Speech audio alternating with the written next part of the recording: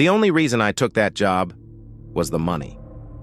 At that point in my life, I was a couple years out of undergrad, still technically enrolled in an online graduate certificate, but I had way too much free time and not much direction. I kept bouncing between odd jobs, just trying to fill the day, save whatever I could.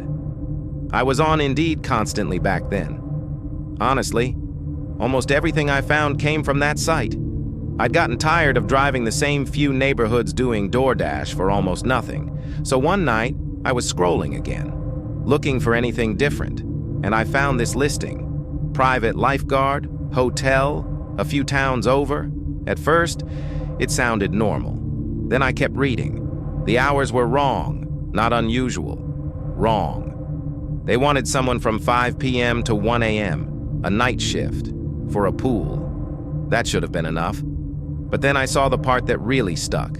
They wanted someone who didn't speak Spanish, not preferred, not optional, required. That made no sense.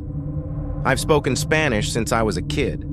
I'm half Mexican, and the area the hotel was in, a lot of people there spoke Spanish too. So I just sat there, rereading it, trying to figure out if I misunderstood something. But then I saw the pay, $30 an hour, and that was it. I looked at everything that didn't make sense, then looked at the pay again, and I decided I could ignore the rest. I told myself I'd just pretend I didn't know Spanish. What were they really going to do a few hours later?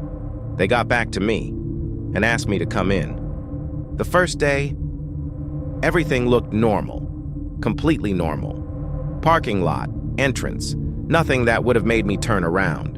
A heavier Mexican-looking guy came out to meet me. Right away, he was easy to talk to, friendly, funny. We exchanged info, laughed a bit, and I remember feeling myself relax. Then, we started walking inside, and this taller guy came around the corner. He locked onto me immediately. No smile, no greeting, no handshake. He just walked up and started speaking Spanish. I understood every word. It wasn't anything important, just random small talk. But I knew what he was doing. He was checking. So I just stared at him. Blank face, no reaction. A few seconds passed. Then I looked at the first guy. He looked back at the taller one, and they both started laughing, like they'd planned it.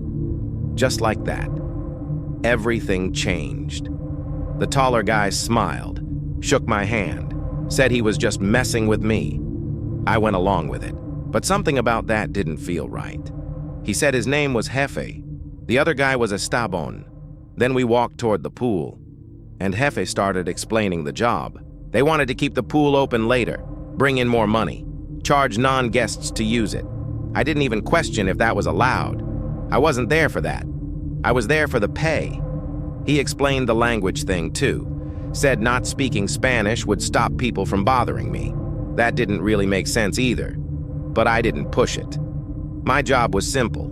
Watch the pool, collect money, call him if there was a problem. And then, one extra instruction. If someone showed me a blue wristband, I let them into the pool house. That was a big building behind the lifeguard stand. I didn't ask what it was. I just nodded. The first week was easy, actually. The first few weeks, busy, but manageable. People came. I collected money, kept an eye on things. No wristbands at first, so the pool house just stayed in the back of my mind, like something I'd deal with later. Then about a month in, it happened. A guy walked up to me. Buff, Hispanic, sunglasses, white button-down, didn't speak English, didn't try to. He just showed me the wristband. I unlocked the door. That was it. He went inside. About an hour later, he came back out, started walking toward the exit. The door locked behind him automatically, so I didn't interact with him again. But I watched him leave, and his backpack looked a lot fuller than before. I still can't explain why that part stayed with me. After that, more people started showing up, more wristbands, sometimes groups. At the same time, more non-guests came too, and I started collecting more money, a lot more. Then I noticed something else. It wasn't just more money. It was too much.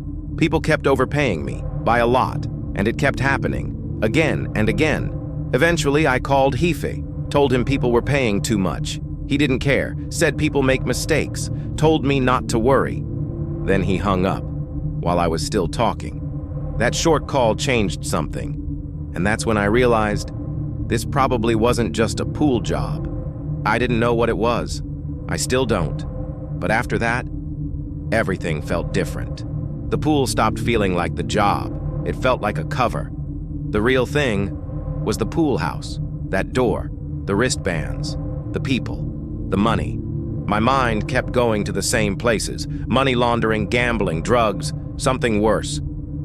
I didn't know, but I couldn't make it feel normal anymore, no matter how hard I tried. And the part I'm not proud of, I stayed. My instincts were telling me something was wrong, but I didn't want to walk away from the money. So I kept showing up, kept doing the job, kept pretending everything was fine. Then one day, my mom called me. She only speaks Spanish, so I answered in Spanish, without thinking, just naturally. We talked for a minute. I hung up, turned around, and Esteban was there, just standing there, staring at me. He asked me how long I had known Spanish. I tried to play dumb, said I was practicing, even saying it. I knew it sounded bad. He didn't believe me. He just looked at me for a few seconds, like he was deciding something. That was the worst part. Not yelling, not threatening, just thinking. Then he said, "Okay," and walked away. That should have felt like relief, but it didn't. I finished the day, left the hotel, and I never went back. No confrontation, no explanation. I just didn't return.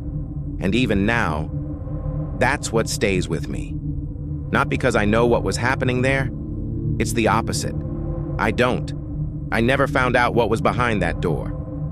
I never understood the wristbands, or the money, or why it mattered so much. Whether I spoke Spanish. I just know this the moment they realized I understood more than I was supposed to. I left.